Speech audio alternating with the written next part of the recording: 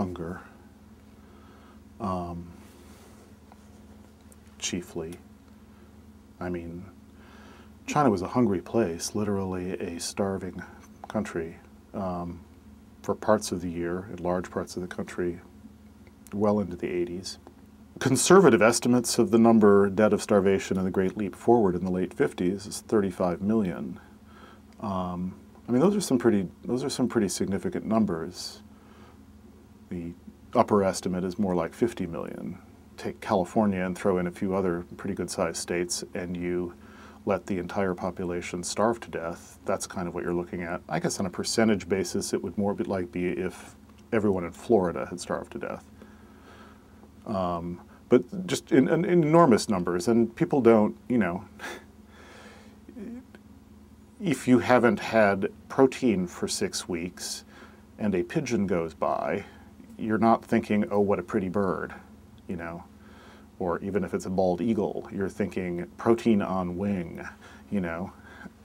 So a lot of it is purely economic.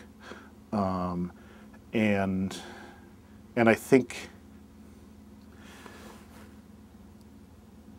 George Packer, I think his best insight about Iraq when he went there immediately after the invasion was that the American planners, among all the many things they were not taking into account, were not taking into account the psychological damage that decades under Saddam had inflicted.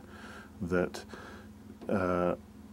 never mind political structure, never mind, you know, are there theaters where people could express their political views, never mind economic infrastructure. If you have an entire generation that has gone through the miseries of that dictatorship and has never really known what it's like to have political rights, and is living in a police state and has, you know, seen everybody had a brother who died fighting Iran and all of that stuff. It doesn't matter what you give them because they're so shell-shocked by the experience of those decades. And China is not as extreme because it was not, China's such a big place since there's so much going on in it, and there are always pockets where there's a direct contradiction to the last thing you just said. But still, broadly speaking, it wasn't like the first half of the 20th century was so great for them, and then there was the Great Leap Forward, and then there was a Cultural Revolution, and then there was the Gang of Four period. It was basically just, it was a miserable, miserable place. And there's this sense of rebound, which is, you know, like, all I want is not to be miserable the way my parents were. All the parents want is for their children and their grandchildren not to be miserable the way they were. And the misery was so deep and so endemic and so thoroughgoing on so many levels that you have the sense that people just like, don't talk to me about that right now.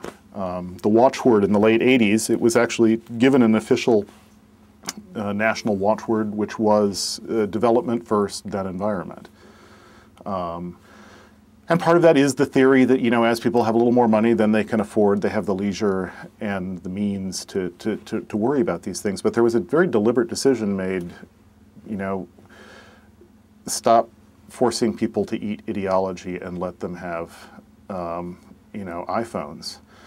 And it's very hard when you actually go to China and talk to people there. It's very hard to want to deny them their iPhones, frankly, because it's a tough place.